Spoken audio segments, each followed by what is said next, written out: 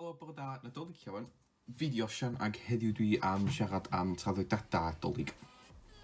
Mae traddodiadau yn really cool oherwydd mae'n gyd wedi cael ei bersonoli fatha gyfa teuluoedd gwahanol. Enghraifft efo teulu fi, diwrnod cyndolig bob tro, da ni rannu un anreg efo'i gilydd. Ac yn gwachio Santa Claus the Movie.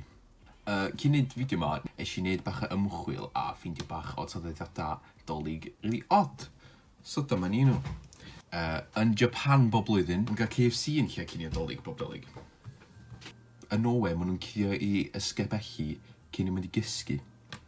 Gan fod Nadolig wedi cael ei cysylltu gyda ysbrydion ddrwg. Yn Guatemala, maen nhw'n treulio lot o amser yn llnau, gan fod yma llefydd budr yn y tŷ gael ei cysylltu eto gyda ysbrydion ddrwg.